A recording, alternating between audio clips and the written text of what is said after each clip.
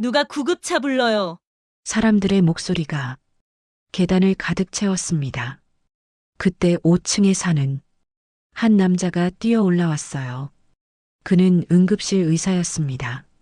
사람들을 밀치고 태식 옆에 무릎을 꿇었죠. 비켜주세요! 의사는 재빨리 태식의 목에 손가락을 대고 맥박을 확인했습니다. 그리고 호흡을 체크했어요. 몇 초간의 침묵이 흘렀습니다. 의사의 표정이 굳어졌어요. 눈이 커졌습니다. 뭔가 이상한 걸 발견한 표정이었죠. 의사는 천천히 고개를 들었습니다. 그리고는 믿을 수 없다는 듯 의사가 입을 열었습니다. 일반적인 패턴이 아닙니다. 의사는 진지한 얼굴로 말했습니다. 이건 북파 특수공작 부대 PTSD 호흡입니다. 이 이야기 시작 전에 구독, 좋아요와 함께 어디에서 보고 계신지도 댓글로 남겨주세요. 저녁 6시가 조금 넘은 시각. 아파트 입구에 낡은 택배 카트가 덜컹거리며 멈춰섰죠. 70세 택배기사 오태식은 손으로 허리를 한번 주무르고는 카트에서 큰 박스를 꺼냈습니다. 6층 1007호. 박스 위에 적힌 주소를 확인한 그는 천천히 아파트 입구로 걸어 들어갔어요. 하지만 엘리베이터 앞에는 노란색 안전 차단 테이프가 사방으로 둘러쳐져 있었습니다. 고장 안내문이 붙어 있었죠. 태식은 한숨을 내쉬었습니다. 이미 오늘만 7번째입니다. 7번째 계단 오르내리기. 무릎이 욱신욱신 쑤셨어요. 왼쪽 다리는 아침부터 제대로 힘이 들어가지 않았습니다. 하지만 배송은 해야 했죠. 태식은 박스를 양손으로 꽉 껴안 듯 들어 올렸습니다. 무게가 꽤 나갔어요. 10kg은 좋게 넘어 보였습니다. 한 층, 두 층, 세 층, 계단을 오를 때마다 숨이 가빠졌습니다. 가슴이 답답했어요. 심장이 빠르게 뛰기 시작했죠. 4층쯤 올라왔을 때 태식은 잠시 멈춰서서 벽에 손을 짚었습니다. 땀이 이마를 타고 주르륵 흘러내렸어요. 추운 겨울인데도 말이죠. 호흡이 가빠졌습니다. 심장이 터질 것처럼 빠르게 뛰고 있었어요. 괜찮아. 조금만 더. 태식은 스스로에게 말했습니다. 다시 박스를 들어 올렸어요. 5층, 6층, 이제 한 층만 더 오르면 됩니다. 하지만 6층 계단을 막 지나려던 순간이었습니다. 갑자기 가슴 한가운데가 조여오기 시작했어요. 뭔가 뜨거운 덩어리가 가슴을 꽉 짓누르는 것 같았습니다. 숨이 막혔어요. 태식은 본능적으로 왼손으로 가슴을 부여잡았습니다. 아니야. 지금은 안 돼. 하지만 몸이 말을 듣지 않았습니다. 시야가 흐릿해졌어요. 귀가 멍해지면서 주변 소리가 멀어졌습니다. 다리에 힘이 풀렸죠. 무릎이 꺾였습니다. 태식은 그대로 앞으로 고꾸라졌어요. 쿵. 몸이 계단에 부딪혔습니다. 손에 들고 있던 박스가 손가락 사이로 빠져나갔어요. 박스는 계단을 따라 대굴대굴 굴러떨어졌습니다. 쿵, 쿵, 쿵. 계단마다 부딪히는 소리가 층계를 타고 울려 퍼졌죠. 5층 계단에 있던 주민이 그 소리에 고개를 들었습니다. 위층을 올려다보니 박스 하나가 굴러 내려오고 있었어요. 그리고 6층 계단에는 한 노인이 쓰러져 있었습니다. 주민은 깜짝 놀라 소리쳤습니다. 아저씨. 다른 주민들도 문을 열고 나왔죠. 계단에 사람들이 모여들었습니다. 괜찮으세요? 누가 구급차 불러요. 사람들의 목소리가 계단을 가득 채웠습니다. 그때 5층에 사는 한 젊은 남자가 뛰어 올라왔어요. 그는 응급실 의사였습니다. 사람들을 밀치고 태식 옆에 무릎을 꿇었죠. 비켜주세요. 의사는 재빨리 태식의 목에 손가락을 대고 맥박을 확인했습니다. 그리고 귀를 가까이 대고 호흡을 체크했어요. 몇 초간의 침묵이 흘렀습니다. 의사의 표정이 굳어졌어요. 눈이 커졌습니다. 뭔가 이상한 걸 발견한 표정이었죠. 주변 주민들이 불안한 얼굴로 물었습니다. 어떻게 됐어요? 의사는 천천히 고개를 들었습니다. 2분.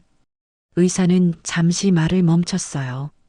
그리고는 믿을 수 없다는 듯 다시 한번 태식의 호흡 패턴을 확인했습니다. 주민들은 숨을 죽이고 기다렸죠. 의사가 입을 열었습니다. 일반적인 패턴이 아닙니다. 뭐라고요? 주민들이 되물었어요. 의사는 진지한 얼굴로 말했습니다. 이건 북파 특수공작 부대 PTSD 호흡입니다. 순간 계단이 조용해졌습니다. 북파 특수공작 부대요? 한 주민이 어리둥절한 표정으로 물었죠. 저 양반이요? 사람들은 서로의 얼굴을 쳐다봤습니다. 믿기지 않는다는 표정이었어요. 매일 아침 낡은 카트를 덜컹거리며 끌고 다니던 그 택배 아저씨가 특수공작 부대 출신이라니 누군가 중얼거렸습니다.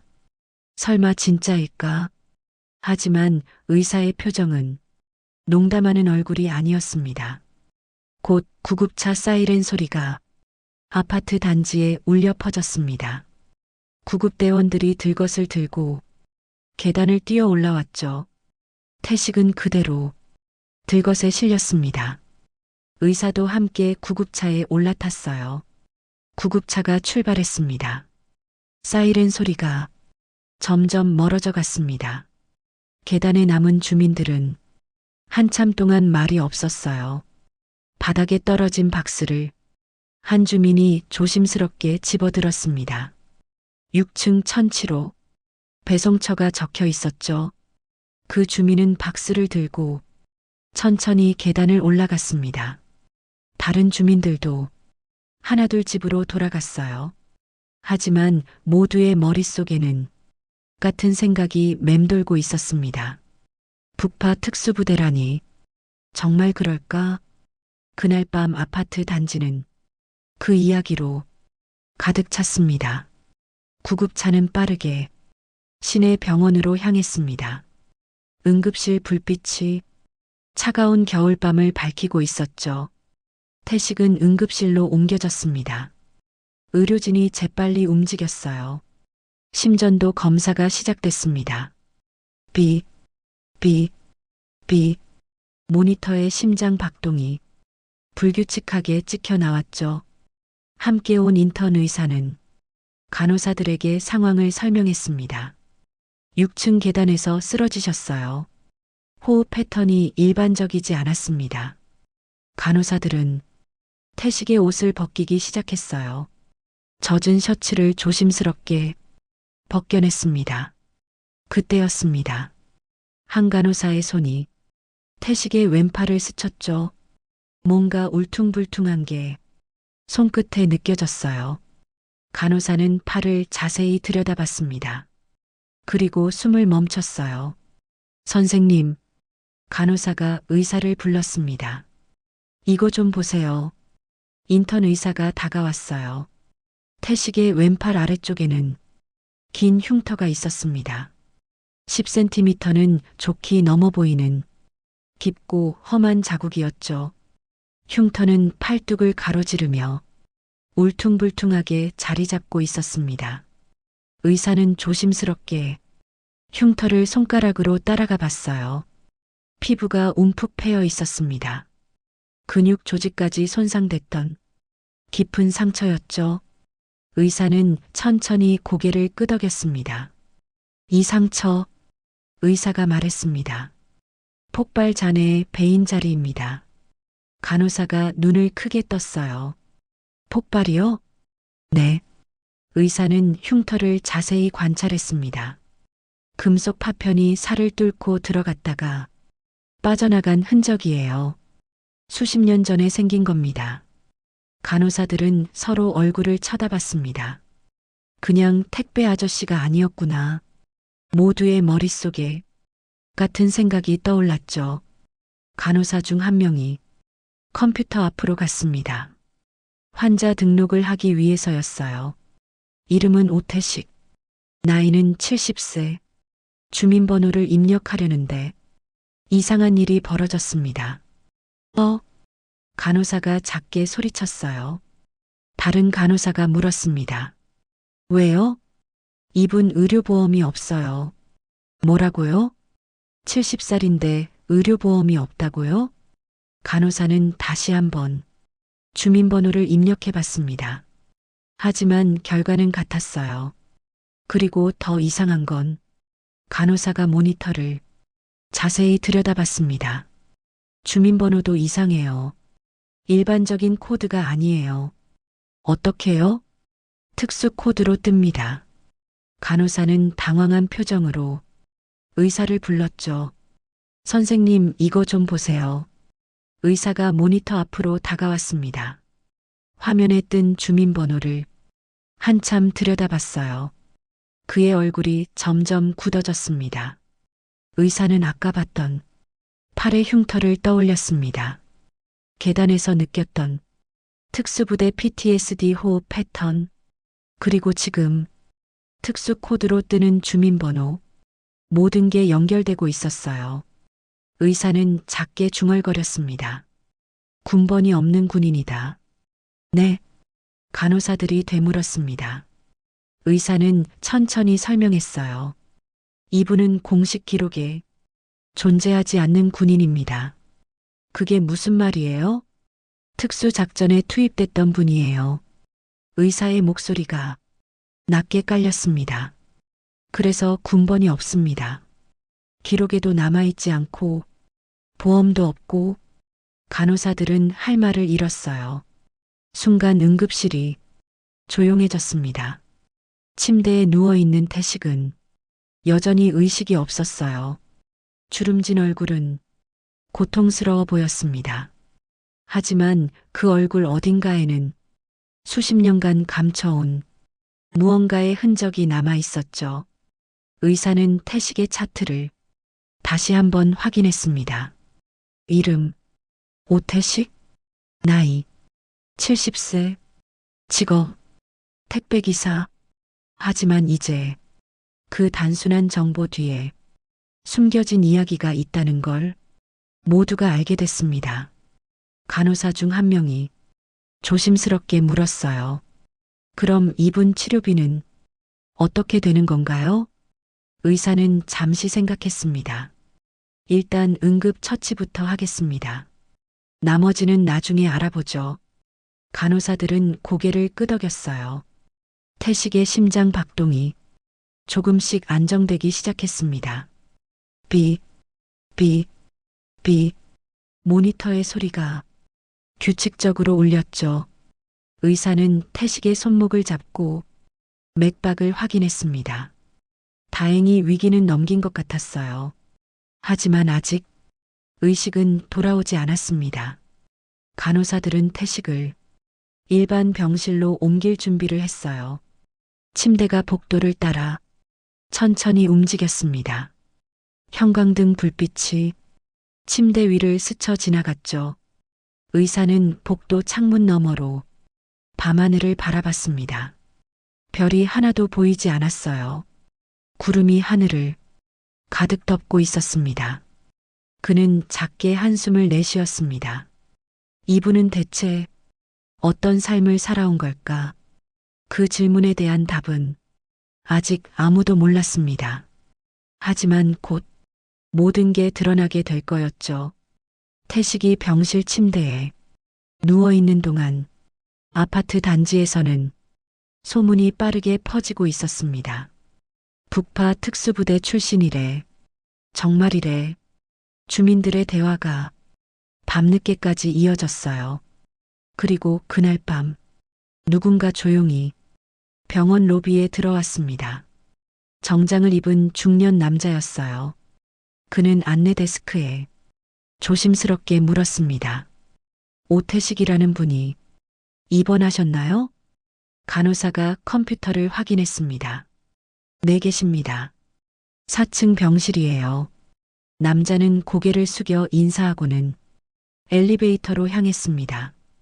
다음 날 아침, 아파트 단지는 평소와 달리 술렁거렸습니다. 엘리베이터 앞, 우편함 근처, 주차장 입구, 어디를 가든 같은 이야기가 들렸어요.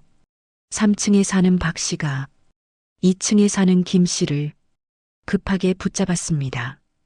들었어요? 어제 쓰러진 택배 아저씨 말이에요. 김 씨가 고개를 끄덕였죠. 아, 들었어요. 심정지었다면서요? 박 씨가 주변을 둘러보고는 목소리를 낮췄습니다. 그게 아니래요. 북파 특수부대 출신이래요. 뭐라고요? 김 씨가 눈을 크게 떴습니다. 진짜예요? 박 씨는 진지하게 고개를 끄덕였어요. 응급실 의사가 직접 그랬대요. 호흡 패턴이 일반 사람이랑 다르다고. 특수부대 PTSD래요. 김 씨는 입을 다물지 못했습니다. 저 양반이요? 매일 아침 카트 끌고 다니던 그 할아버지가요? 두 사람은 잠시 말없이 서 있었어요. 바람이 불어왔습니다. 낙엽이 주차장을 대굴대굴 굴러다녔죠.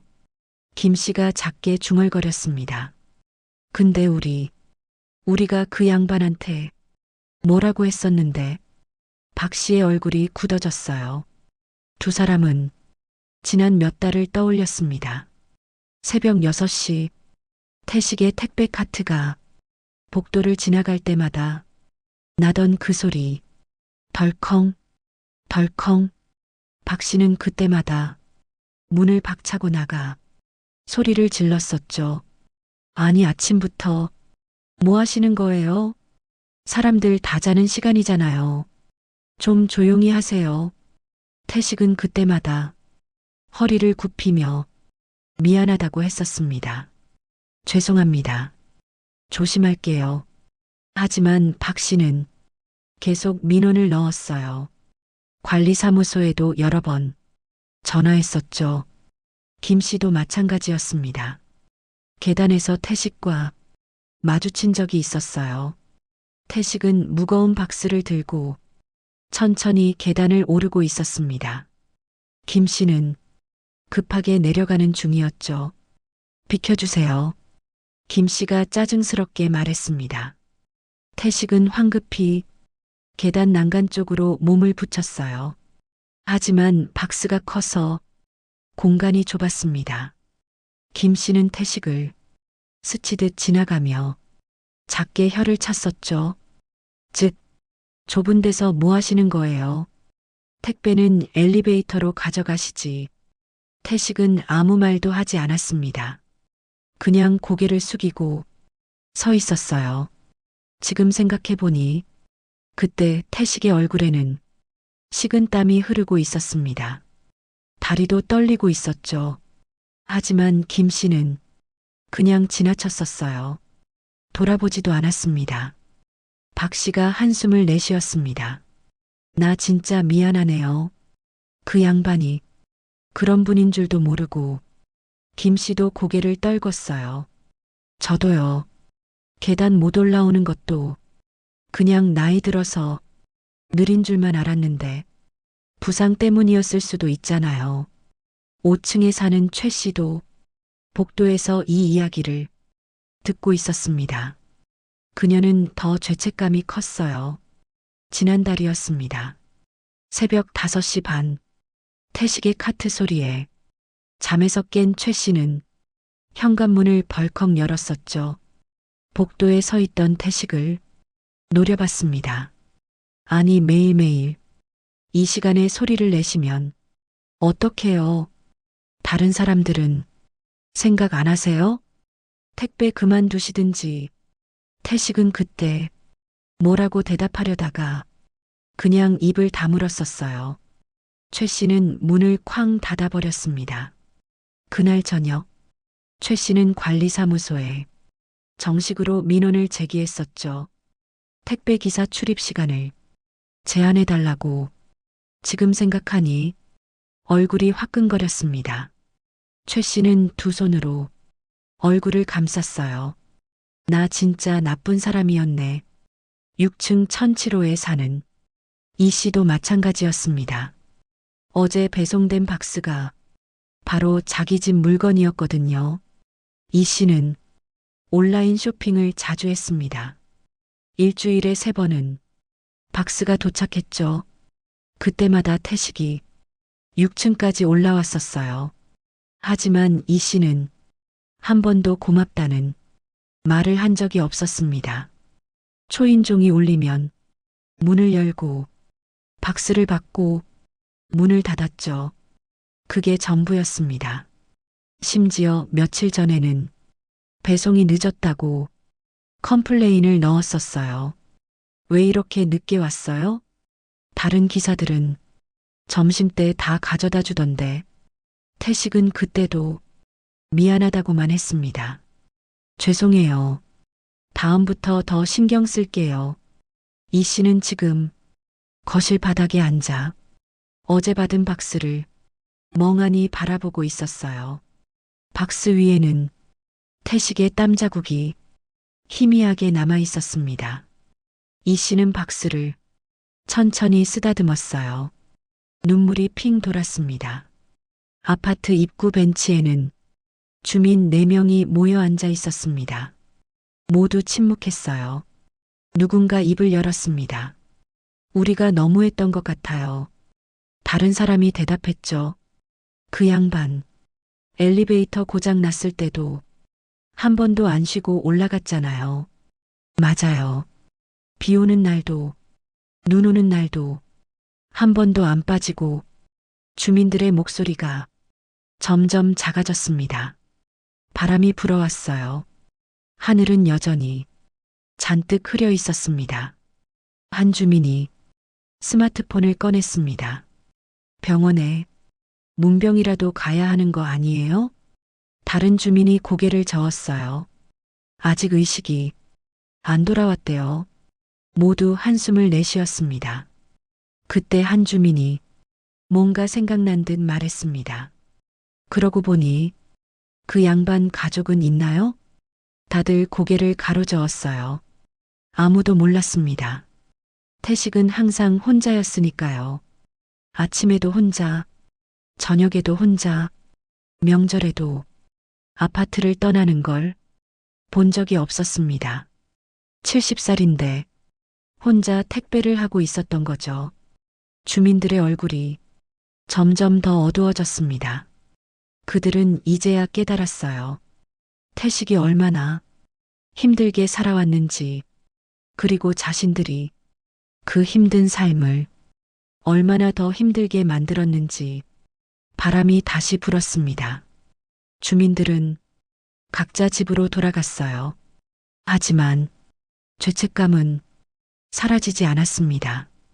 그날 오후 내내 아파트는 무거운 침묵에 잠겨 있었습니다. 다음 날 아침, 이른 시간이었습니다. 아파트 로비는 아직 조용했어요. 청소 아주머니가 바닥을 쓸고 있었죠. 그때 로비 문이 천천히 열렸습니다. 정장을 입은 중년 남자가 들어왔어요. 어젯밤 병원에 나타났던 바로 그 남자였습니다. 남자는 주변을 둘러봤어요. 게시판을 찾고 있었죠. 아파트 입구 옆에 큰 게시판이 있었습니다. 관리비 고지서, 택배 보관 안내문, 헬스장 회원 모집 광고, 여러 가지 종이들이 빼곡히 붙어 있었어요. 남자는 가방에서 작은 종이 한 장을 꺼냈습니다. 손글씨로 쓴 메모였어요. 그는 게시판 한가운데에 조심스럽게 메모를 붙였습니다. 테이프로 내 귀퉁이를 꼼꼼히 고정했죠. 메모를 붙이는 남자의 손이 미세하게 떨리고 있었습니다. 다 붙이고 나서 남자는 한 걸음 물러서서 메모를 바라봤어요. 잠시 멈춰 서 있더니 천천히 고개를 숙여 경례를 했습니다. 삐딱하지 않은 정확한 각도의 군인의 경례였죠. 경례를 마친 남자는 뒤도 돌아보지 않고 아파트를 나갔습니다. 청소 아주머니는 그 모습을 멍하니 지켜봤어요.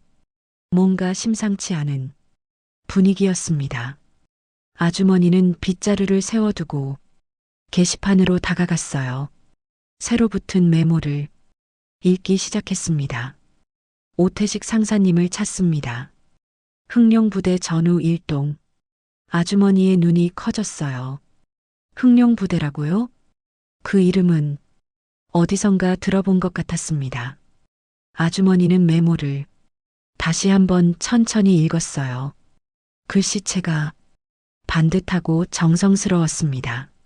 한 글자 한 글자 힘을 주어 쓴 게 느껴졌죠. 아주머니는 핸드폰을 꺼내 메모 사진을 찍었습니다. 그리고 주민 단톡방에 사진을 올렸어요.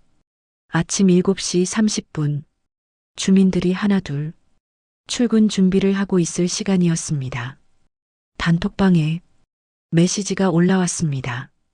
로비 게시판 좀 보세요. 이상한 메모 붙어 있어요. 곧 주민들의 댓글이 달리기 시작했죠. 뭐예요? 사진 올려주세요. 청소 아주머니가 찍어둔 사진을 올렸습니다. 주민들은 사진 속 메모를 읽었어요. 단톡방이 순식간에 조용해졌습니다. 10초쯤 지나고 나서 댓글이 하나 올라왔어요. 흥룡부대요? 그거 어디서 들어봤는데? 다른 주민이 답했습니다. 뉴스에서 본 것 같아요. 특수부대 아니에요? 또 다른 주민이 검색해본 내용을 올렸죠. 지금 찾아봤는데요. 흥룡부대 맞아요. 70년대 북파 특수작전부대래요. 단톡방이 다시 술렁이기 시작했습니다. 진짜예요? 그럼 택배 아저씨가 정말 특수부대 출신이었어요? 아침 8시 출근하던 주민들이 로비에 모여들었습니다. 게시판 앞에 사람들이 하나둘 모였어요. 10명, 20명, 점점 늘어났습니다. 모두 메모를 읽었죠. 어떤 사람은 핸드폰으로 사진을 찍었어요. 어떤 사람은 그냥 멍하니 서서 메모를 바라봤습니다. 3층에 사는 박 씨가 옆 사람에게 말했어요. 이거 진짜인가 봐요. 전우들이 찾는 거 보니까. 5층 최 씨가 손으로 입을 가렸습니다. 그럼 정말 그 양반이 말을 잇지 못했어요. 6층 이 씨는 메모를 읽으면서 눈물이 핑 돌았습니다. 상사님을 찾는다고, 전후 일동이라고 이 씨는 손으로 눈가를 훔쳤어요. 사람들은 각자 복잡한 표정을 짓고 있었습니다. 놀라움, 죄책감, 미안함, 그리고 존경심, 여러 감정이 뒤섞여 있었죠. 한 젊은 주민이 스마트폰으로 흥룡부대를 검색했습니다. 화면에 기사들이 떴어요. 90년대 특수작전부대, 고난도 침투 임무 수행, 대부분 기록이 비공개 처리됨. 젊은 주민이 옆 사람에게 보여줬습니다. 여기 보세요. 진짜 존재했던 부대예요. 근데 기록이 거의 없대요. 다 비밀이래요. 사람들의 얼굴이 더욱 굳어졌습니다. 그렇게 위험한 일을 했던 사람이 지금은 70살 나이에 택배를 하고 있었던 겁니다. 무거운 박스를 들고 고장난 엘리베이터 대신 계단을 오르내리며 새벽부터 밤늦게까지 주민들은 아무 말도 할 수 없었어요. 2층 김 씨가 작게 중얼거렸습니다. 우리가 정말 몰랐네요. 이런 분인 줄. 다른 주민이 고개를 끄덕였죠. 나라를 위해 목숨 걸고 싸우신 분인데 우리는 말끝이 흐려졌습니다. 게시판 앞 사람들은 한참을 그렇게 서 있었어요. 출근 시간이 다 됐는데도 아무도 움직이지 않았습니다. 그냥 메모를 바라보고만 있었죠. 오태식 상사님을 찾습니다. 흑룡부대 전후 일동. 짧은 문장이었지만 그 안에는 수십 년의 시간이 담겨 있었습니다. 함께 싸웠던 동료, 생사를 같이 했던 전후, 그리고 오랜 세월 동안 찾아 헤맸을 그리움. 한 주민이 조용히 물었어요. 병원에는 누가 가봤어요? 다들 고개를 저었습니다. 아직 아무도 가보지 못했어요. 그럼 우리라도 가봐야 하는 거 아닌가요? 주민들은 서로를 쳐다봤습니다. 맞아요. 가야죠.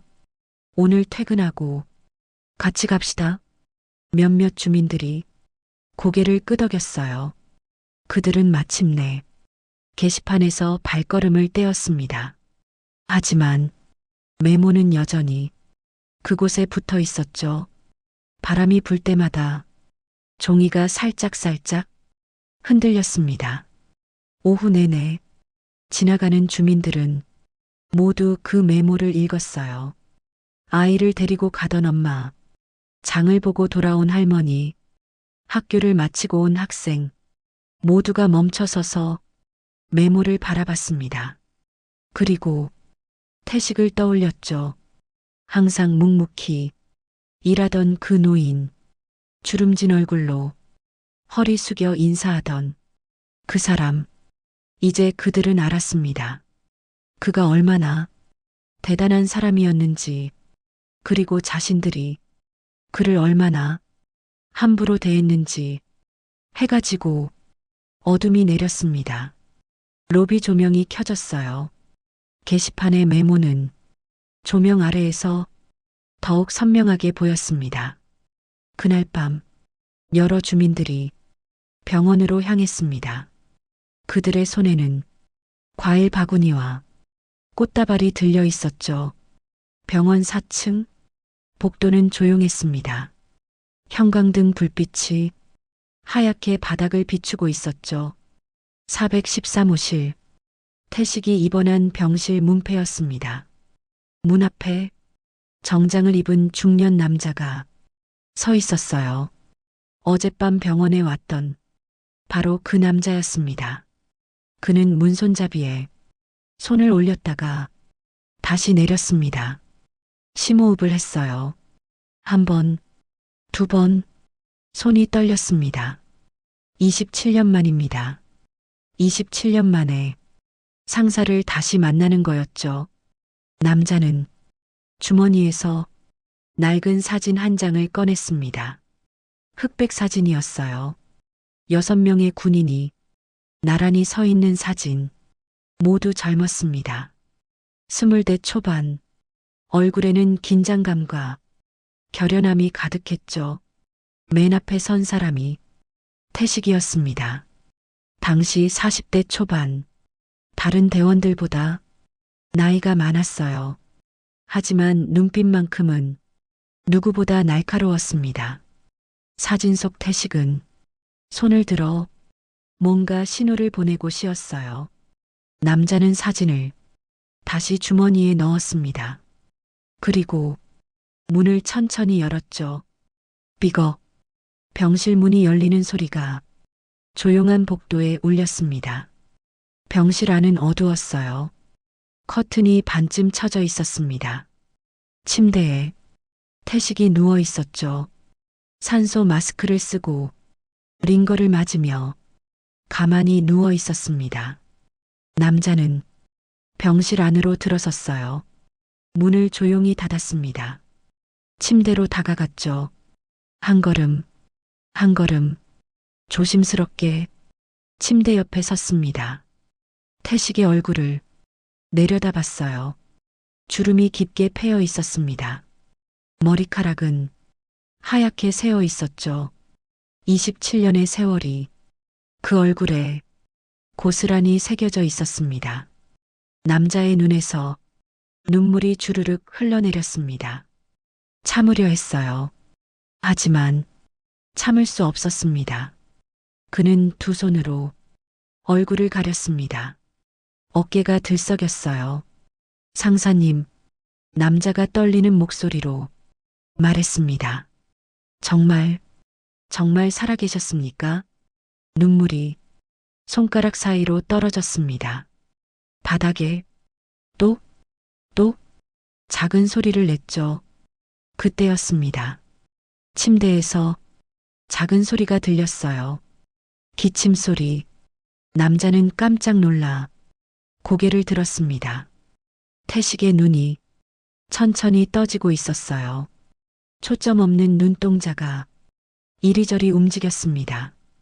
천장을 보다가 옆을 보다가 그리고 남자를 봤습니다. 태식의 눈이 조금씩 초점을 찾았어요. 남자의 얼굴을 또렷하게 보기 시작했습니다. 몇 초간의 침묵. 태식이 산소 마스크 너머로 작게 중얼거렸습니다. 규원이. 이규원은 눈물을 닦았어요. 네, 상사님, 저예요. 태식은 천천히 손을 들어 산소 마스크를 내렸습니다. 피곤한 얼굴로 규원을 바라봤죠. 애들 앞에서 태식의 목소리가 쉬어 있었습니다. 왜 이러나? 규원은 고개를 저었어요. 상사님, 저희가 말이 제대로 나오지 않았습니다. 태식은 침대 머리를 조금 올렸어요. 규원을 똑바로 쳐다봤습니다. 잘 지냈나? 규원은 고개를 끄덕였죠. 네, 덕분에 잘 지냈습니다. 태식이 작게 미소 지었어요. 그럼 됐다. 하지만 규원은 주머니에서 메모를 꺼냈습니다. 아파트 게시판에 붙였던 바로 그 메모. 상사님, 규원이 메모를 펼쳤습니다. 저희가 그 작전 이후 목소리가 떨렸어요. 상사님이 전사했다고 들었습니다. 태식의 표정이 굳어졌습니다. 규원은 계속 말했죠. 47년 동안 저희는 상사님이 돌아가신 줄 알았습니다. 매년 추모식을 했어요. 상사님 이름을 부르며 규원의 눈에서 다시 눈물이 흘렀습니다. 그런데 왜 여기 계셨습니까? 태식은 창밖을 바라봤어요. 한참을 아무 말도 하지 않았습니다. 바람이 창문을 스쳤어요. 커튼이 살짝 흔들렸죠. 태식이 천천히 입을 열었습니다. 그날 작전이 끝나고 태식의 목소리가 낮게 깔렸습니다. 본국으로 돌아오지 못했다. 규원이 물었어요. 왜요? 상사님은 살아계셨는데. 태식은 쓴웃음을 지었습니다. 상부에서 태식이 말했죠. 날 죽은 걸로 처리했어. 규원의 눈이 커졌습니다. 뭐라고요? 기록에서 날 지워버렸지. 태식이 덧붙였어요. 그게 편했을 거야. 그 작전, 원래 있으면 안 되는 작전이었으니까. 규원은 이를 악물었습니다. 상사님이 우릴 살리셨는데. 태식은 고개를 저었어요. 내 잘못 아니다. 규원은 침대 옆 의자에 주저앉았습니다. 두 손으로 얼굴을 감쌌어요. 상사님, 규원의 목소리가 떨렸습니다. 그날 상사님이 우릴 살리셨습니다. 저희는 그 빚을 평생 안고 살았습니다. 태식은 규원의 어깨에 손을 올렸어요. 너희가 살아줘서 고마웠다. 규원은 고개를 들었습니다. 눈이 빨갛게 충혈돼 있었죠. 그런데 상사님은 27년 동안 혼자. 태식은 작게 웃었습니다.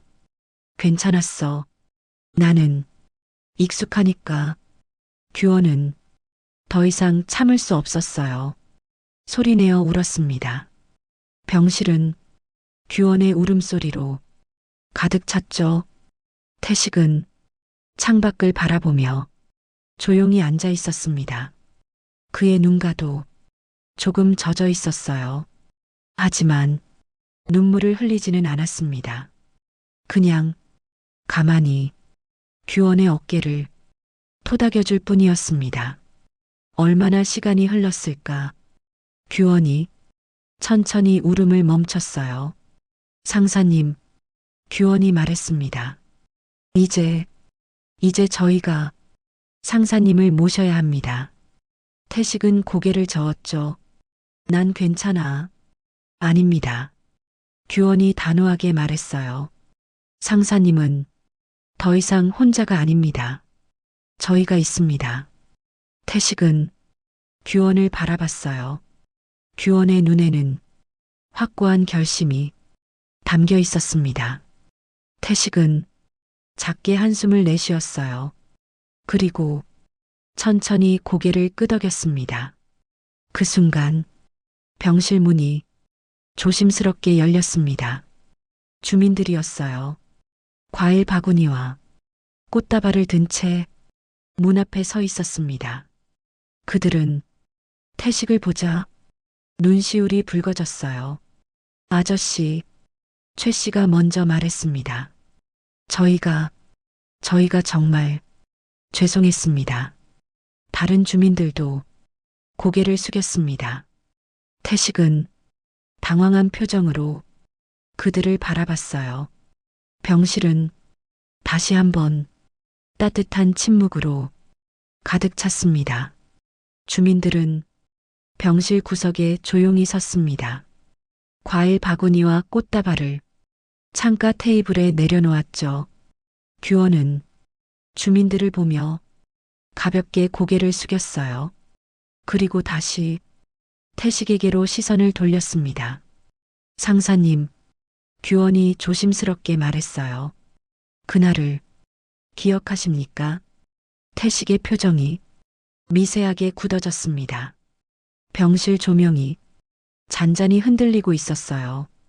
규원은 침대맡에 선 채 한참 동안 말을 잇지 못했습니다. 입술이 떨렸죠. 그날 규원이 다시 입을 열었어요. 27년 전 겨울 새벽 3시 40분이었습니다. 태식은 천천히 눈을 감았어요. 그 시간이 떠오르는 듯 했습니다. 규원의 목소리가 이어졌죠. 짙은 안개가 사방을 뒤덮고 있었습니다. 아무것도 보이지 않았어요. 차가운 흙 냄새만 코를 찔렀죠. 태식의 눈꺼풀이 떨렸습니다. 기억이 조금씩 돌아오고 있었어요. 규원은 계속했습니다. 작전명은 용호칠 침투 수색. 상사님은 그날 선두 지휘관이셨습니다. 태식의 입가에 쓴웃음이 번졌어요. 젊었을 때였죠. 그는 천천히 눈을 떴습니다. 기억난다. 태식이 작게 말했습니다. 그날 세상은 조용했지. 규원이 고개를 끄덕였어요. 네, 너무 조용했습니다. 그래서 더 무서웠죠. 태식은 천장을 바라봤습니다. 마치 그날 밤하늘을 보는 것처럼. 규원이 말을 이었어요. 상사님은 손짓 하나로 저희 6명을 한 줄로 세우셨습니다. 태식이 작게 웃었어요. 너희는 참말을 잘 들었어.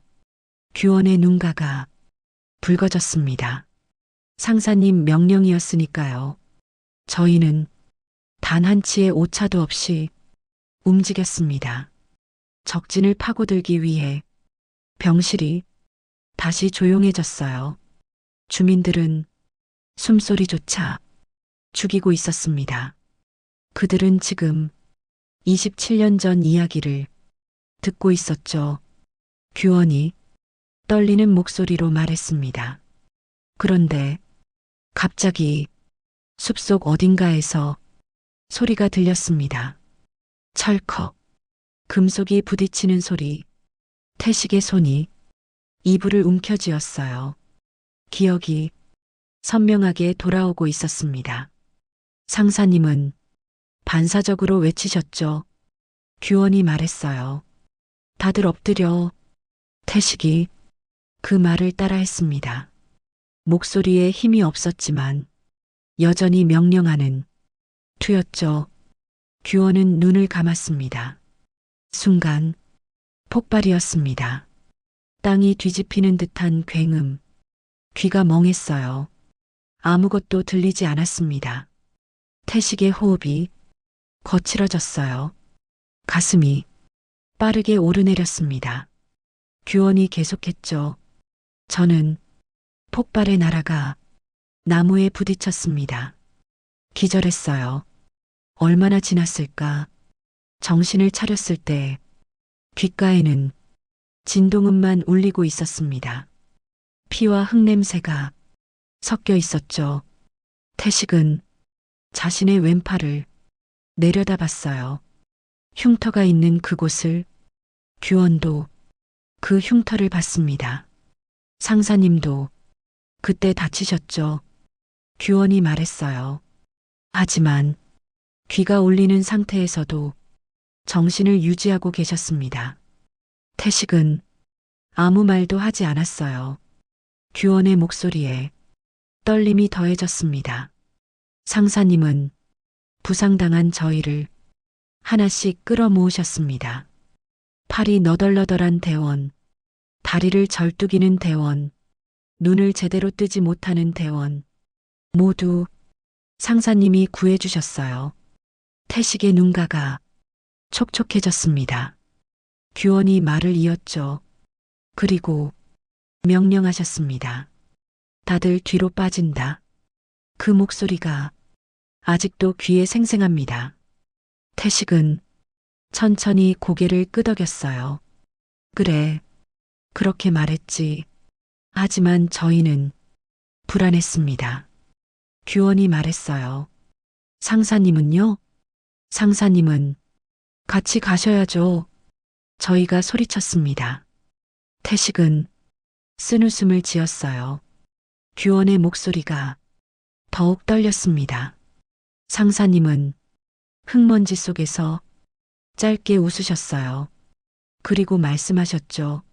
난 여기 남는다. 주민들 중 한 명이 손으로 입을 가렸습니다. 규원은 눈물을 흘리며 계속 말했어요. 저희는 절규했습니다. 그냥 갑시다, 상사님. 이건 죽으러 가는 겁니다. 하지만 상사님은 규원의 목소리가 잠시 끊어졌어요. 저희 한 명 한 명이 어깨를 손바닥으로 꽉 눌러주셨습니다. 태식은 자신의 손을 바라봤어요. 규원이 말했습니다. 너희는 살아야 한다. 전우의 가족들에게 돌아가라. 그 말을 하실 때 상사님 표정은 죽음을 이미 받아들인 사람이 침착함이었습니다. 병실이 숨막히게 조용했어요. 규원은 얼굴을 손으로 가렸습니다. 상사님은 마지막까지 저희 뒤를 지켜주셨습니다. 저희를 밀어내고 혼자 뒤에 남아 부대의 흔적을 지우셨어요. 태식이 작게 고개를 끄덕였습니다. 그래야 했어. 태식이 말했죠. 추적을 피하려면. 규원이 눈물을 닦았어요. 폭발물 잔해를 정리하고 흔적을 숨기고 적의 시선을 끄는 방향으로 움직이셨다고 들었습니다. 그 과정에서 태식의 왼팔을 가리키며 말했죠. 큰 부상을 입으셨죠. 태식은 흉터를 만졌어요. 47년 된 상처, 아직도 가끔 쑤셨습니다. 규원의 목소리가 낮아졌어요. 저희가 본국으로 돌아갔을 때 상부는 상사님을 전사로 처리했습니다. 태식은 창밖을 바라봤어요. 규원이 계속했습니다. 상부는 그 작전이 잘못된 판단이었다는 걸 감추고 싶었습니다. 살아남은 저희는 상사님을 기억했지만 기록 속의 상사님은 죽은 사람으로 남았습니다. 태식은 아무 말도 하지 않았어요. 규원이 이를 악물었습니다. 그날 상사님이 저희를 살리셨습니다. 저희는 그 빚을 평생 안고 살았습니다. 태식은 천천히 고개를 흔들었어요. 내 잘못 아니다. 규원은 고개를 저었습니다. 아닙니다. 저희는 살았습니다. 상사님 덕분에. 하지만 상사님은 47년 동안 혼자. 태식이 창문 바깥을 바라봤어요. 어느새 잊었던 그날의 공기를 떠올렸습니다. 그날 태식이 작게 말했어요. 세상은 조용했지. 전우들은 참 착한 아이들이었어. 규원은 더 이상 참지 못하고 소리내어 울었습니다. 주민들도 눈물을 닦고 있었어요. 최 씨는 두 손으로 입을 가렸습니다. 박 씨는 고개를 숙인 채 어깨를 떨었죠. 김 씨와 이 씨는 서로를 붙잡고 눈물을 흘렸어요. 병실 공기는 숨쉬기조차 어려울 만큼 무거웠습니다. 47년 전 그날의 이야기, 한 사람의 희생, 그리고 살아남은 자들의 평생의 빚, 모든 게 이 작은 병실에 담겨 있었습니다. 태식은 규원의 어깨를 토닥였어요. 이제 됐다. 태식이 말했습니다. 너희가 잘 살아줬으면 됐어. 규원은 고개를 들었어요. 눈이 빨갛게 충혈돼 있었습니다. 아닙니다, 상사님. 이제 시작입니다. 저희가 상사님을 모실 차례입니다. 태식은 작게 웃었어요. 괜찮아. 하지만 규원은 단호했습니다. 아닙니다. 상사님은 더 이상 혼자가 아닙니다. 그 말에 주민들도 고개를 끄덕였어요. 바깥에서 바람 소리가 들렸습니다. 창문을 스치는 조용한 소리, 병실은 따뜻한 침묵으로 가득했습니다. 27년 만의 재회, 그리고 새로운 시작. 태식은 천천히 눈을 감았어요. 이번엔 평온한 표정이었습니다. 다음 날 아침, 병원 복도는 이른 시간임에도 붐볐습니다. 413호실 앞에 사람들이 모여 있었어요. 아파트 주민들이었습니다. 어젯밤 온 사람들뿐만 아니라 새로 온 주민들도 있었죠. 10명, 20명, 점점 늘어났습니다. 간호사가 당황한 얼굴로 다가왔어요. 저기요, 병실에 한 번에 이렇게 많이 들어가시면 안 됩니다. 주민들은 조용히 고개를 숙였어요. 죄송합니다. 박 씨가 말했습니다. 그냥 인사만 드리고 가려고요. 간호사는 한숨을 쉬었습니다. 그럼 5명씩만 들어가세요. 주민들은 줄을 섰어요. 첫 번째 그룹이 병실 문을 열고 들어갔습니다. 태식은 침대에 반쯤 앉아 있었어요. 아침 햇살이 창문으로 들어와 그의 얼굴을 비쳤습니다. 주민들은 문 앞에서 멈춰섰죠. 최 씨가 먼저 입을 열었어요. 아저씨, 목소리가 떨렸습니다. 제가 그때 너무 심하게 말씀드렸어요. 최 씨의 눈에서 눈물이 흘러내렸습니다. 새벽 하트 소리로 민원 넣고 그만두시라고까지 했죠. 정말 죄송합니다. 태식은 천천히 고개를 저었어요. 괜찮습니다. 박 씨가 앞으로 나섰습니다. 저도요. 아침마다 소리 지르고 관리사무소에 여러 번 전화했어요. 박 씨도 눈물을 닦았죠. 아저씨가 이런 분인 줄도 몰랐습니다. 태식은 작게 웃었어요. 이런 분이라니. 전 그냥 택배기사입니다. 아닙니다. 김 씨가 말했습니다. 아저씨는 나라를 위해 싸우신 분이에요. 우릴 지켜주신 분이고요. 태식은 난처한 표정을 지었어요. 그건 오래된 일이라. 이 씨가 조용히 다가왔습니다. 아저씨, 제 물건 6층까지 항상 갖다 주셨죠.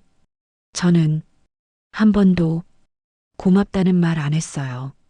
이 씨의 목소리가 떨렸습니다. 배송 늦었다고 컴플레인까지 넣었고요. 정말 죄송합니다. 태식은 고개를 저었습니다. 괜찮아요. 일이니까. 아닙니다. 최 씨가 단호하게 말했어요. 괜찮지 않아요. 우리가 너무 몰랐어요. 다른 주민들도 고개를 끄덕였죠. 첫 번째 그룹이 병실을 나갔습니다. 두 번째 그룹이 들어왔어요. 그들도 입구에서 멈춰 섰습니다.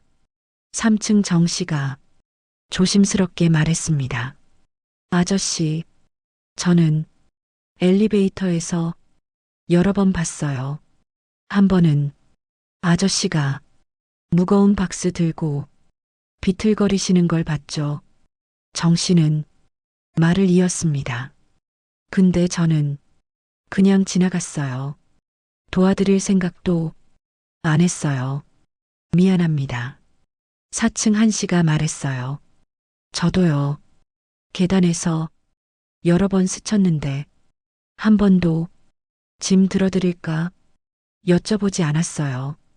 오히려 비키라고만 했죠. 태식은 손을 흔들었어요. 됐습니다. 다들 바쁘니까. 5층 강 씨가 앞으로 나왔습니다. 아저씨, 제 아들이요. 강 씨의 목소리가 부드러워졌어요. 한 번은 아저씨한테 사탕 받았다고 좋아했어요. 태식이 작게 웃었습니다. 아, 그 꼬마. 강 씨는 눈시울이 붉어졌어요. 근데 저는 아이한테 택배 아저씨 말 걸지 말라고 했어요. 왜냐면 강 씨는 말을 잇지 못했습니다. 왜냐면 저도 아저씨를 그냥 택배 기사로만 봤으니까요. 태식은 천천히 고개를 끄덕였어요. 괜찮습니다. 조심하시는 게 맞죠? 아닙니다. 강 씨가 말했어요. 이제는 다릅니다. 아들한테 제대로 알려줄 거예요. 아저씨가 어떤 분인지. 두 번째 그룹도 병실을 나갔습니다. 세 번째, 네 번째, 다섯 번째 주민들이 계속 들어왔어요. 모두 같은 이야기를 했습니다. 미안하다고, 몰랐다고, 이제는 다르게 대하겠다고. 태식은 그들을 보며 난처해했습니다.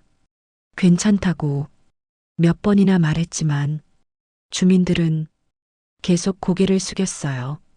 정오가 넘어서야 주민들이 다 돌아갔습니다. 병실에는 태식과 규원만 남았어요. 태식은 창밖을 바라봤습니다. 피곤해 보였죠? 규원이 물었어요. 상사님, 괜찮으십니까? 태식은 작게 웃었습니다. 괜찮아. 그냥. 태식은 잠시 말을 멈췄어요. 익숙하지 않아서. 규원이 물었죠. 뭐가요? 이렇게 태식이 말했습니다. 사람들이 신경 써주는 게 규원은 조용히 고개를 끄덕였어요. 이제 익숙해지셔야 합니다.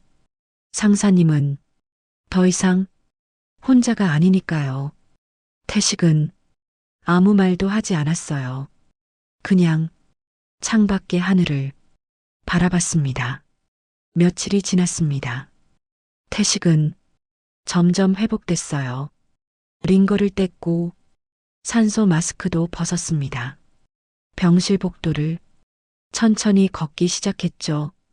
그때마다 간호사들이 따라붙었어요. 천천히 가세요. 무리하지 마시고요.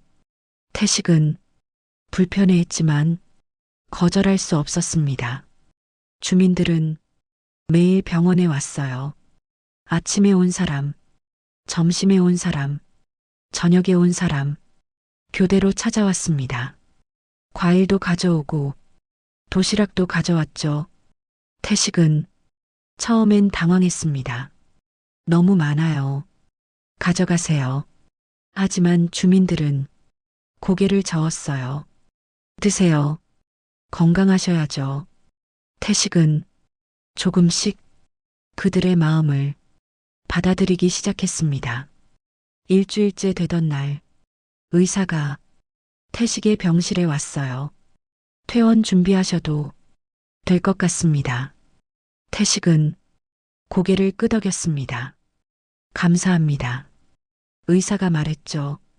하지만 무리는 하지 마세요. 택배 일은 의사가 잠시 말을 멈췄어요. 당분간은 쉬시는 게 좋겠습니다. 태식은 창밖을 바라봤어요. 택배를 쉰다. 그럼 뭘 하며 살아야 할까? 그때 병실 문이 열렸습니다. 주민들이었어요. 이번엔 20명이 넘었습니다. 모두 밝은 얼굴이었죠. 박 씨가 앞으로 나왔습니다. 아저씨, 퇴원하신다고 들었어요. 태식이 고개를 끄덕였어요. 네, 곧 나갈 것 같습니다. 최 씨가 말했습니다. 그럼 저희가 준비했어요. 뭐요? 태식이 물었죠. 김 씨가 봉투를 꺼냈습니다. 주민들이 모금했어요. 치료비 부족하시면 쓰시라고. 태식은 손을 내저었습니다. 아닙니다. 괜찮습니다. 이 씨가 말했어요. 받으세요. 저희 마음이에요. 태식은 난처한 얼굴로 주민들을 바라봤습니다. 그들의 눈에는 진심이 담겨 있었어요. 태식은 천천히 봉투를 받았습니다. 고맙습니다. 주민들이 환하게 웃었어요. 강 씨가 아들의 손을 잡고 앞으로 나왔습니다. 할아버지, 아이가 종이 한 장을 내밀었어요. 크레파스로 그린 그림이었습니다. 할아버지 그림이에요. 아이가 말했죠. 태식은 그림을 받아들었어요. 그림 속에는 택배 카트를 끄는 노인이 그려져 있었습니다. 웃고 있는 얼굴로 태식의 눈가가 촉촉해졌습니다. 고맙구나. 태식이 아이의 머리를 쓰다듬었어요. 주민들은 그 모습을 보며 미소 지었습니다. 병실은 따뜻한 공기로 가득했어요. 규원은 뒤에서 그 모습을 지켜봤습니다. 그리고 조용히 미소 지었죠. 상사님이 드디어 사람들 속으로 돌아오고 있었습니다. 퇴원 전날 저녁, 병실에는 태식과 규원만 남아 있었습니다. 창밖으로 노을이 지고 있었어요. 하늘이 붉게 물들었죠. 규원은 창가 의자에 앉아 태식을 바라봤습니다. 상사님, 규원이 조심스럽게 물었어요. 하나만 여쭤봐도 될까요? 태식은 고개를 끄덕였습니다. 물어봐. 규원은 잠시 망설이더니 입을 열었어요. 왜 택배를 하셨습니까? 태식은 창밖을 바라봤습니다. 대답이 바로 나오지 않았어요. 규원이 말을 이었습니다. 상사님은 특수부대 출신이십니다. 다른 일도 할 수 있으셨을 텐데 왜 70살 나이에 택배를? 태식은 천천히 손을 들어 창문을 가리켰어요. 저기 보이는 게 뭐냐? 규원이 창밖을 봤습니다. 아파트들이에요. 태식이 말했죠. 그 안에 사람들이 산다. 네. 가족들이 살고 아이들이 자라고. 규원은 조용히 듣고 있었습니다. 태식이 계속했어요. 그날, 47년 전 그날, 우리가 싸웠던 이유가 뭐였을까? 규원이 대답했습니다. 나라를 지키기 위해서였죠. 태식은 고개를 끄덕였어요. 그래, 나라를 지킨다는 건. 태식의 목소리가 낮아졌습니다. 결국 사람들을 지키는 거야. 규원은 가만히 태식을 바라봤어요. 태식이 말을 이었습니다.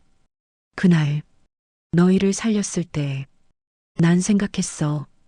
이 아이들이 집으로 돌아가서 가족을 만나고 아이를 낳고 행복하게 살면. 태식의 눈가가 촉촉해졌습니다. 그걸로 충분하다고. 규원의 눈에서 눈물이 흘렀어요. 태식은 천천히 고개를 돌렸습니다. 근데 본국으로 돌아오지 못했지. 기록에서 지워졌고. 태식이 쓴웃음을 지었어요. 처음엔 화가 났어. 억울했고. 하지만 시간이 지나니까. 태식은 자신의 손을 내려다봤습니다. 이 손으로 뭘 할 수 있을까 생각했지. 규원이 물었어요. 그래서 택배를요? 태식이 고개를 끄덕였습니다. 택배는 사람들의 일상이야. 누군가가 주문한 물건, 누군가가 기다리는 선물, 누군가에게 필요한 물품. 태식의 목소리에 따뜻함이 담겼어요. 그걸 제때 전해주는 일, 그것도 사람들을 지키는 일이라고 생각했어. 규원은 말문이 막혔습니다. 태식이 말을 이었죠. 그리고 태식은 잠시 말을 멈췄어요. 전우들, 가족들에게 작게라도 보탬이 되고 싶었어. 규원이 눈을 크게 떴습니다. 무슨 말씀이세요? 태식은 천천히 설명했어요. 너희가 전사한 줄 알았던 그 친구들 있잖아. 규원이 고개를 끄덕였습니다. 작전 중에 돌아가신 분들이요? 그래. 태식이 말했습니다. 그 친구들 가족 주소를 알아냈어. 몇 년 걸렸지만. 규원은 숨을 죽이고 들었어요. 태식이 계속했습니다.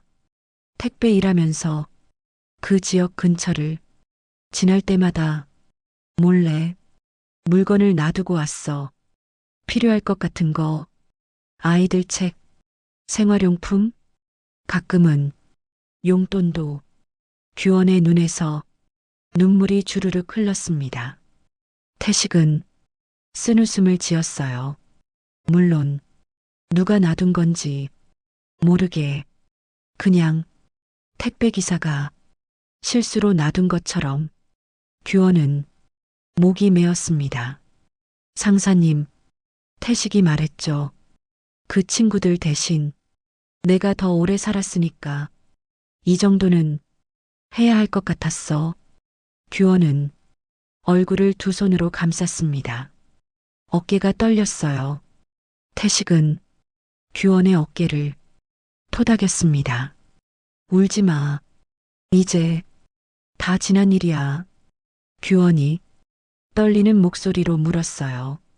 그럼 상사님은 27년 동안 혼자 그렇게 사셨습니까? 태식은 고개를 끄덕였습니다. 혼자가 편했어? 아니에요. 규원이 고개를 저었어요. 그건 외로웠을 겁니다. 태식은 대답하지 않았어요. 그냥 창밖의 노을을 바라봤습니다. 규원이 말했습니다. 상사님, 이제는 상사님이 받으실 차례입니다. 태식이 고개를 돌렸어요. 뭘? 규원이 말했죠. 사람들의 마음을요. 상사님은 27년 동안 주기만 하셨습니다. 이제는 받으셔야 해요. 태식은 작게 웃었습니다. 난 괜찮아. 익숙해. 규원이 단호하게 말했어요. 아닙니다. 이제는 익숙해지면 안 됩니다. 혼자 사는 것에 태식은 규원을 바라봤어요. 규원의 눈에는 결연함이 담겨 있었습니다. 내일 퇴원하시면 규원이 말했습니다. 저희가 모실 겁니다. 전우들이 다 모입니다. 태식은 고개를 저었어요. 됐어. 너희도 바쁠 텐데. 규원이 말했죠. 아닙니다. 상사님이 우리한테 가장 중요합니다. 그리고 규원이 덧붙였어요. 아파트 주민들도 기다리고 계십니다. 태식은 난처한 표정을 지었습니다. 주민들은 그냥 미안해서 그러는 거야. 시간 지나면 다들 잊어. 규원이 고개를 저었어요. 아닙니다. 그분들 눈빛을 보셨잖아요. 진심이었습니다. 태식은 아무 말도 하지 않았어요. 규원이 조용히 말했습니다. 상사님, 혼자 사는 게 편한 게 아니라 그냥 익숙한 거예요. 태식은 규원을 바라봤습니다. 이제는 새로운 것에 익숙해지세요. 사람들 사이에 있는 것에 밤이 깊어갔습니다. 병실 조명이 은은하게 빛났어요. 규원은 자리에서 일어났습니다. 내일 아침 일찍 오겠습니다. 태식이 고개를 끄덕였어요. 규원은 문을 열고 나가려다가 문 앞에서 멈춰 섰습니다. 상사님, 규원이 뒤돌아봤어요. 상사님은 영웅입니다. 기록에는 없어도 저희 마음속에는 영원히 남아 계십니다. 태식은 아무 말도 하지 않았어요. 규원은 경례를 했습니다. 정확한 각도의 흔들림 없는 군인의 경례. 그리고 조용히 병실을 나갔습니다. 태식은 혼자 남았어요. 창밖의 노을은 이미 사라지고 어둠이 내려앉았습니다. 태식은 자신의 손을 내려다봤어요.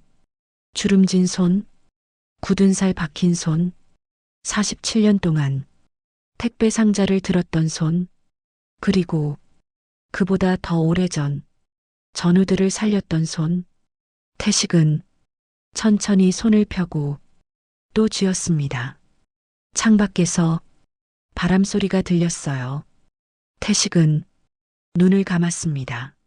이제 조금 쉬어도 될까? 그 생각이 처음으로 들었습니다. 퇴원 당일 아침, 태식은 침대에 앉아 짐을 정리하고 있었습니다. 많지 않았어요. 갈아입을 옷 몇 벌, 주민들이 가져온 과일 바구니, 아이가 그려준 그림. 그게 전부였죠. 규원이 아침 일찍 도착했습니다. 상사님, 준비되셨습니까? 태식이 고개를 끄덕였어요. 그때 병실 문이 열렸습니다. 간호사가 고개를 들이밀었어요. 오태식 환자분, 찾아오신 분이 있는데요. 태식이 물었습니다. 누군데요? 간호사가 잠시 망설였어요. 아드님이라고 하시는데요. 태식의 손이 멈췄습니다. 규원도 깜짝 놀란 표정이었죠. 상사님, 아드님이 계셨습니까? 태식은 대답하지 않았어요. 그냥 창밖을 바라봤습니다. 간호사가 물었습니다. 들어오시라고 할까요? 태식은 한참을 침묵하다가 천천히 고개를 끄덕였어요. 들어오라고 하세요. 간호사가 나갔습니다. 규원은 조용히 창가로 물러섰어요. 잠시 후 문이 열렸습니다. 중년 남자가 들어왔어요. 40대 중반쯤 돼 보였습니다. 정장을 입고 있었죠.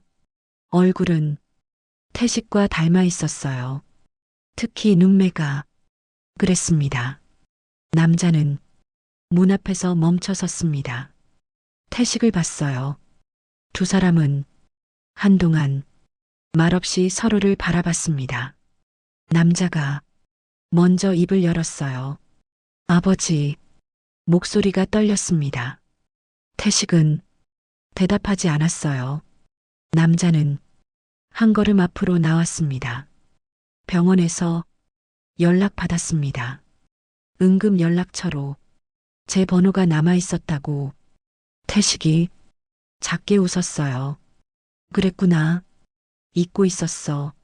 남자는 고개를 숙였습니다. 죄송합니다. 진작 와야 했는데. 태식은 고개를 저었어요. 괜찮아. 바빴을 거야. 남자가 고개를 들었습니다. 눈가가 붉어져 있었어요. 아닙니다. 남자가 말했습니다. 바빠서가 아니었습니다. 저는 남자의 목소리가 떨렸어요. 저는 평생 아버지를 원망했습니다. 태식은 창밖을 바라봤습니다. 남자가 계속 말했죠. 어렸을 때 아버지는 항상 안 계셨습니다. 명절에도, 생일에도, 학교 행사에도 남자의 목소리에 울음이 섞였어요. 친구들은 다 아버지랑 왔는데 저만 어머니랑 왔었죠. 태식의 손이 이불을 움켜쥐었습니다. 남자가 말을 이었어요. 중학교 때 어머니가 돌아가셨을 때도 아버지는 오시지 않았습니다. 장례식장에도 안 오셨어요. 태식의 눈가가 촉촉해졌습니다. 남자는 눈물을 흘렸어요. 저는 그때부터 아버지를 미워했습니다. 왜 우릴 버리셨나? 왜 함께하지 않으시나? 남자가 소리내어 울었습니다. 규원은 창가에서 그 모습을 지켜봤어요. 가슴이 아팠습니다. 남자는 울음을 멈추고 말을 이었어요. 그래서 연락을 끊었습니다. 10년 전부터 아버지 전화번호도 지웠어요. 명절에도 찾아뵙지 않았고요. 태식은 고개를 끄덕였습니다. 그럴 만했어. 아니에요. 남자가 고개를 저었습니다. 아니었습니다. 남자는 주머니에서 종이 한 장을 꺼냈어요. 신문 기사였습니다. 병원에서 연락받고 아버지에 대해 알아봤습니다. 남자가 말했죠. 흑룡부대, 특수작전, 그리고 남자의 목소리가 떨렸어요. 전사처리. 남자는 기사를 태식에게 보여줬습니다. 아버지는 나라를 위해 싸우셨습니다. 그래서 우리 곁에 없으셨던 거였죠. 태식은 기사를 보지 않았어요. 남자가 계속 말했습니다. 근데 저는 그것도 모르고 평생 원망만 했습니다. 남자는 무릎을 꿇었어요. 태식 앞에 무릎을 꿇고 고개를 숙였습니다. 아버지, 용서해 주세요. 태식은 천천히 손을 뻗었습니다. 아들의 어깨에 손을 올렸어요. 괜찮아. 태식의 목소리가 떨렸습니다. 내 잘못 아니야. 남자는 고개를 들었어요. 눈물로 범벅이 된 얼굴. 아버지, 저는 정말 몰랐습니다. 태식은 아들의 머리를 쓰다듬었어요. 알았어. 이제 알았으니 됐어. 남자는 소리내어 울었습니다. 태식의 눈에서도 눈물이 흘렀어요. 규원은 조용히 병실 밖으로 나갔습니다. 아버지와 아들이 둘만의 시간을 갖도록 복도에서 규원은 벽에 기대섰어요. 한숨을 길게 내쉬었습니다. 상사님의 또 다른 희생, 가족조차 곁에 두지 못했던 47년. 규원은 주먹을 쥐었습니다. 병실 안에서는 아버지와 아들의 대화가 이어지고 있었어요. 남자가 물었습니다. 아버지, 그동안 어떻게 사셨어요? 택배. 태식이 대답했죠. 택배 일했어. 남자가 눈을 크게 떴습니다. 택배요? 아버지가요? 태식이 고개를 끄덕였어요. 할 수 있는 일이 그거였어.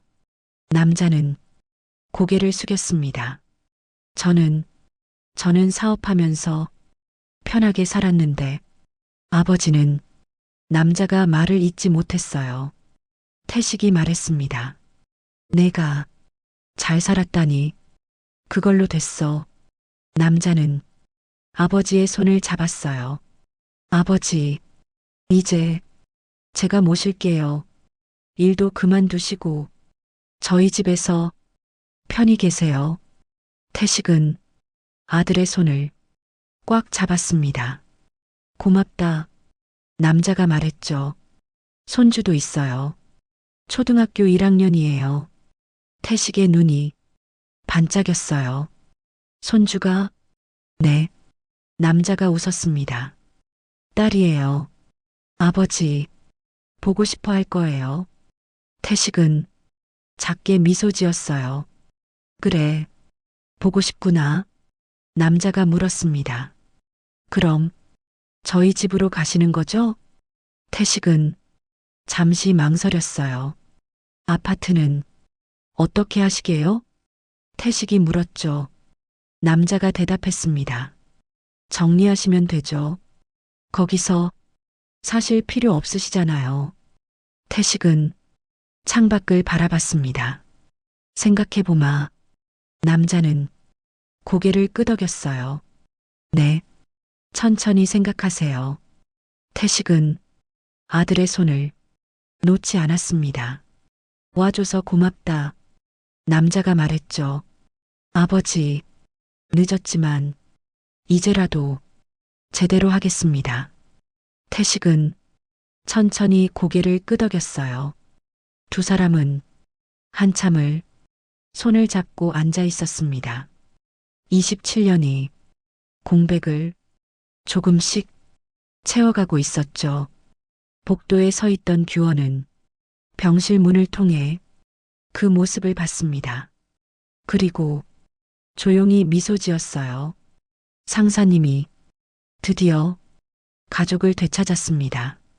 규원은 천천히 복도를 걸어갔어요. 퇴원 준비는 조금 더 시간이 걸릴 것 같았습니다. 하지만 그건 좋은 신호였죠. 태식은 이제 혼자가 아니었습니다. 일주일 후 태식은 아파트로 돌아왔습니다. 아들이 함께 왔어요. 짐을 정리하기 위해서였죠. 아파트 입구에 차를 세웠습니다. 태식이 차에서 내렸어요. 로비로 들어서는데 주민들이 줄지어 서 있었습니다. 그리고 강 씨의 아들까지 모두 태식을 기다리고 있었어요. 어서 오세요. 주민들이 인사했습니다. 태식은 당황한 표정으로 고개를 숙였어요. 주민들은 조용히 길을 터줬습니다. 태식이 지나갈 수 있도록 존중의 의미였죠. 태식은 천천히 그 길을 걸었습니다. 아들이 뒤를 따라왔어요. 엘리베이터를 탔습니다. 6층에 도착했죠. 문을 열고 복도로 나왔어요. 복도는 깨끗하게 청소돼 있었습니다. 집 앞에 화분이 놓여 있었어요. 주민들이 갖다 놓은 거였습니다. 태식은 화분을 보며 작게 미소 지었어요. 문을 열고 들어갔습니다. 집은 여전히 소박했어요. 하지만 아들이 청소를 해뒀는지 깔끔했습니다. 태식은 거실을 천천히 둘러봤어요. 27년 여기서 혼자 살았습니다. 아들이 조심스럽게 물었어요. 아버지, 짐 다 싸면 가시는 거죠? 태식은 창문으로 다가갔습니다. 창밖으로 아파트 단지가 보였어요. 아이들이 놀이터에서 놀고 있었죠. 어머니들은 벤치에 앉아 이야기를 나누고 있었고요. 태식은 한참을 그 모습을 바라봤습니다. 그러다 작게 중얼거렸어요. 여기도 나쁘지 않구나. 아들이 물었습니다. 뭐라고 하셨어요? 태식이 아들을 돌아봤어요. 조금만 더 여기 있을까 싶구나. 아들은 놀란 표정이었죠. 하지만 곧 이해했습니다. 아버지에게는 이곳도 의미가 있는 곳이었으니까요. 알겠습니다. 아들이 말했어요. 자주 올게요. 태식이 고개를 끄덕였습니다. 그날 오후 태식은 낡은 택배 카트를 꺼냈습니다. 아들이 깜짝 놀랐어요. 아버지, 설마 또 일하시려고요? 태식이 웃었습니다. 아니야. 그냥 정리하려고. 태식은 카트를 천천히 밀었어요. 덜컹 익숙한 소리. 복도를 지나 엘리베이터로 향했습니다. 1층 로비. 주민들이 또 모여 있었어요. 태식을 보자 다가왔습니다. 강 씨의 아들이 뛰어왔어요. 할아버지, 아이가 태식의 손을 잡았습니다. 힘들면 제가 들어드릴게요. 태식은 아이의 머리를 쓰다듬었어요. 고맙구나. 다른 주민들도 다가왔습니다. 필요하신 거 있으세요? 도와드릴 게 있으면 말씀하세요. 태식은 고개를 저었어요.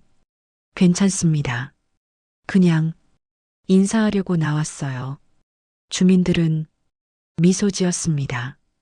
태식은 로비 게시판을 봤어요. 규원이 붙였던 메모는 아직도 그곳에 있었습니다. 오태식 상사님을 찾습니다. 흑룡부대 전후 1동. 태식은 메모를 천천히 떼어냈어요. 그리고 조심스럽게 접었습니다. 주머니에 넣었죠. 이제 찾았으니까요. 밖으로 나갔습니다. 하늘을 올려다봤어요. 구름 사이로 햇살이 비쳤습니다. 따뜻했어요. 태식은 하늘을 보며 작게 속삭였습니다. 얘들아, 나 이제 좀 쉬어도 되겠지. 바람이 부드럽게 불어왔어요. 마치 대답하는 것처럼. 태식은 천천히 미소 지었습니다. 주민들이 뒤에서 그 모습을 지켜봤어요. 모두 따뜻한 눈빛이었습니다. 강 씨의 아들이 달려와 태식의 손을 잡았어요. 할아버지, 같이 놀이터 갈까요? 태식은 아이를 내려다봤습니다. 그래, 가자. 두 사람은 손을 잡고 놀이터로 향했습니다. 주민들도 따라왔어요. 놀이터 벤치에 모두 함께 앉았습니다. 아이들이 뛰어놀고 어른들은 이야기를 나눴죠. 태식은 그 한가운데 있었습니다. 더 이상 혼자가 아니었어요. 해가 서쪽으로 기울었습니다. 노을이 하늘을 물들였어요. 태식은 벤치에 앉아 그 모습을 바라봤습니다.